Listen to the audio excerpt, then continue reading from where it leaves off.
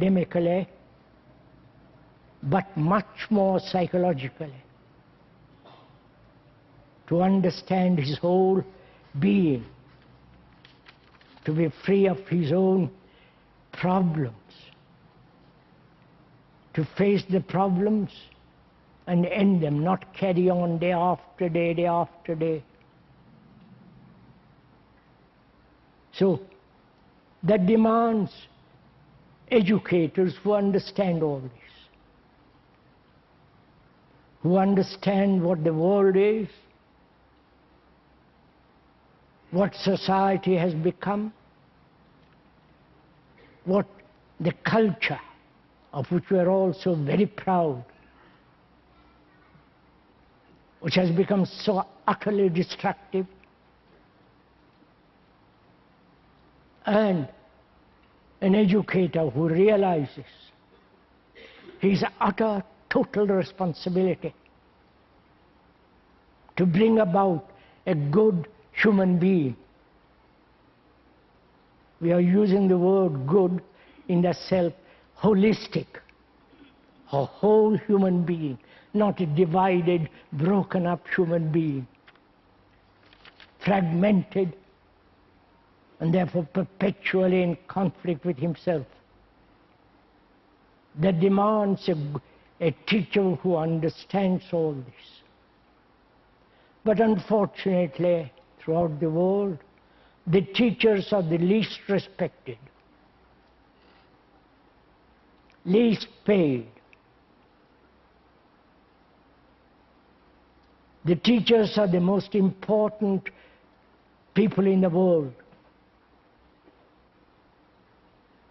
because they are bringing about a new generation of people. Therefore, they must be respected, paid well, looked after, as in the old Asiatic world, where the teacher was the most important person in the society. Such teachers perhaps do exist in some of the schools with which we are connected. But it's a tremendous task, because the parents don't want something whole. Society doesn't want it. So for those who are really concerned with education, and the right kind of education, if they can come together, put all their resources into this. One of the parents in a group of discussion said, why should I sacrifice myself, give up my drinking, smoking, pot, drugging for my child? You understand? So they're not concerned. And so we perpetuate this terrible society in which we live. So right education is the cultivation of the whole of the brain, not part of it. When that cultivation of the whole of the brain comes about, there is holistic action in which there is no conflict. And such a human being is a good, compassionate human being. And it's up to you if you want such a school.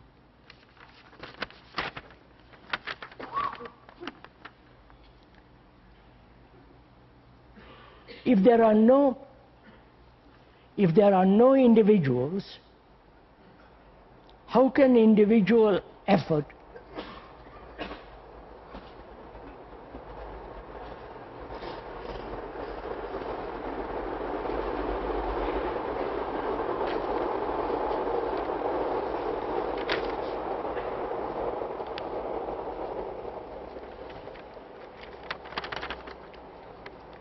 if there are no individuals, how can individual effort be made to be serious, attentive, alert. And where is this? Where in this is the individual's responsibility for his actions? We're adding more noise to the already noise.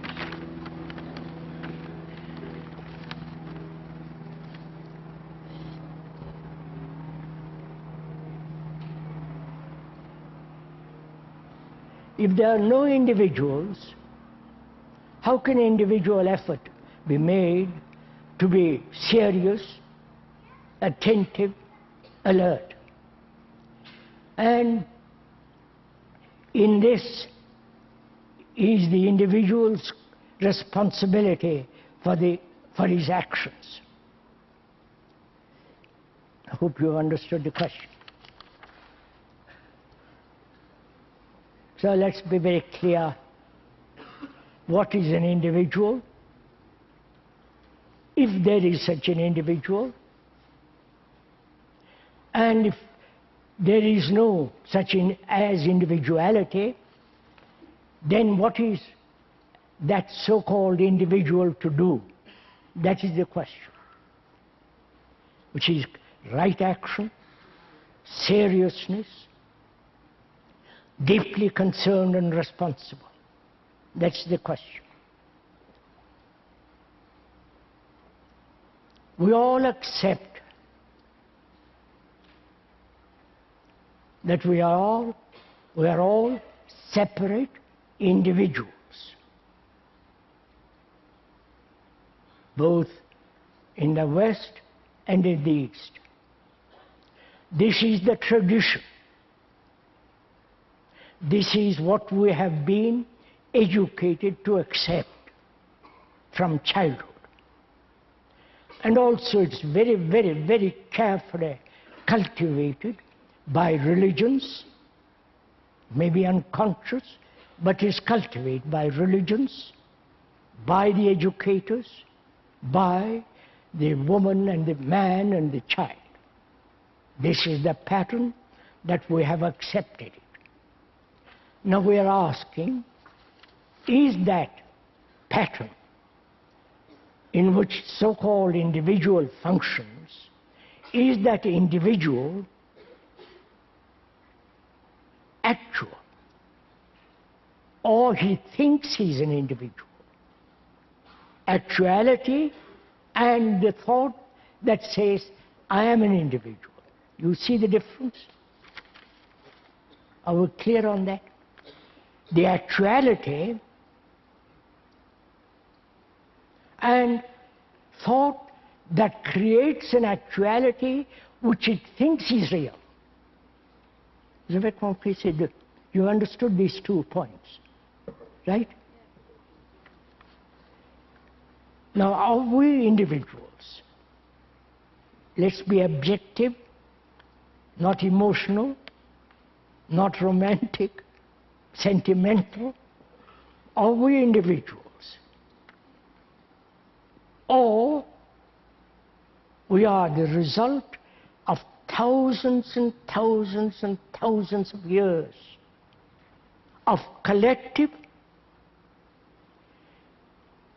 of a brain that has evolved through time,